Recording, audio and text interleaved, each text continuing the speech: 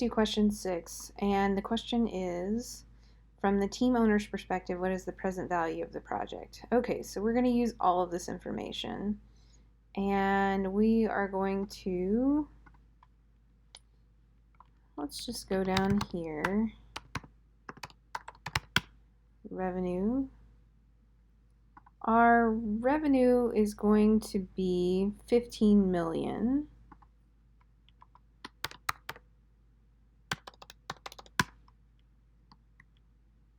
And let me just move this. Times 0, 1, 2, 3, 4, 5, 6, 7, 8, 9, 10. Let's make this a little bit wider. Alright, the revenue is going to be the same all the way across. Oops. No, thank you. Okay.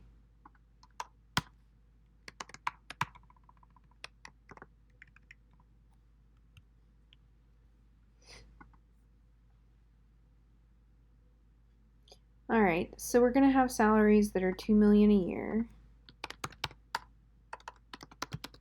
Think of these as like the cost of goods sold.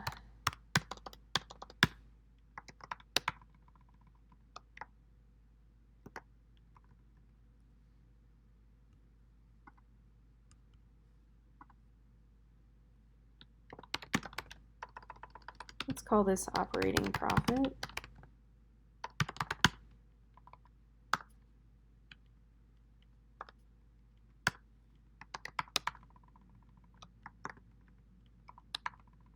And we'll add a border here. Okay, next is admin expenses. That is 1 million.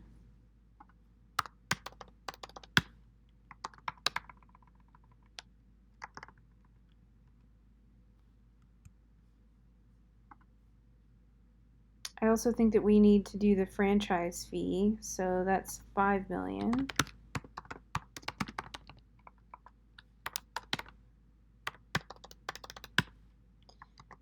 You could argue that maybe you would have to put it above in the salaries, or like as a direct operating expense. It doesn't really matter for what we're doing.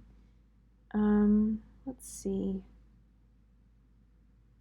Ticket sales is 15 million, 1 million paid in annual administrative expenses.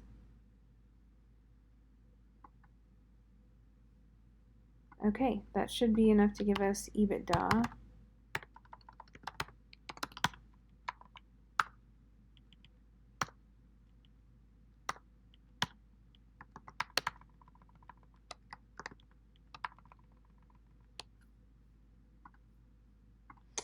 You have depreciation and amortization. Those are all 0. There's nothing in the problem about any of those. So this is going to be that minus that.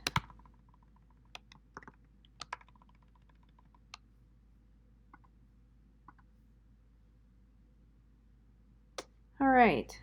Your tax rate is 20% and your discount rate is 15. Tax 0.2, discount 0.15. Okay, so this is EBIT. Now we have to pay taxes. There's no interest listed, so that's fine. Equals that times taxes, lock the cell, drag that across.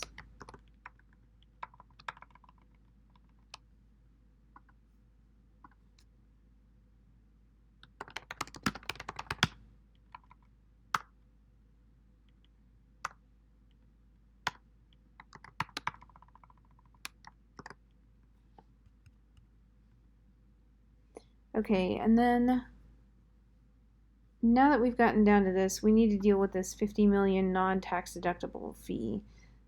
So this is just going to be, what's the easiest way to do this?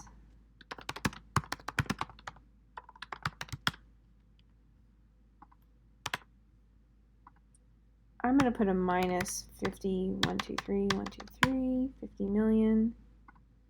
These are going to equal that. And here in year 11, there's nothing in the problem directly about this, but I'm going to assume that these are the same. This is the sum of those. Notice the admin expenses will probably be the same. Notice that the franchise fee drops to 1 million. So let me copy the formula over. Let's add a border here. Let's add a border here. This is also 0. Let's copy this formula. The taxes are going to increase because the taxes go up because our taxable income is higher. And let's say that our net cash flow is 8.8 million. This is going to be a perpetuity. Everything from here out, that's the wrong color, is going to continue forever. And so what we're going to do is when we're standing here, we're going to have the value of this perpetuity be that divided by that. Let me widen that cell. Okay, so actually the best place for me to put that would be up here. If we were to sell the business in year 11, this is kind of our steady state. So year 12 will be the same, 13 and so on will be the same. If this is a perpetuity and this is the value of the franchise continuing, then the cash flow in this year is not going to be 5.6 million. It's going to be that plus the perpetuity. That's a little confusing, but the basic idea is that, and let me delete that. Let me reference the correct cell. The basic idea is that the franchise fee went down, which is right here. Oops. And therefore, and these numbers aren't projected to increase anymore. So therefore, this will stay the same forever, and it will be a perpetuity. And so our terminal cash flow in this year will be 64 million instead of like the 5.6. Okay, so let's get the present value of these cash flows. 1 plus the discount rate to the power of time.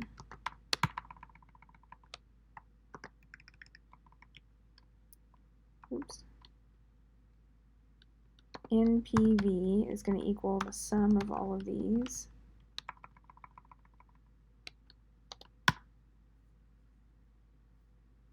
And it's negative 7.3 million. 393. Yep, that's exactly what we got.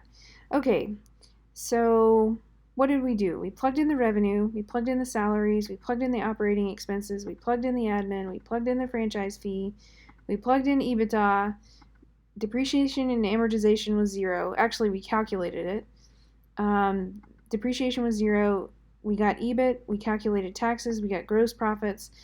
Notice all of these cash flows are the same. This would have been an annuity if you had wanted to do it that way, and then you could have calculated the perpetuity of the final cash flows.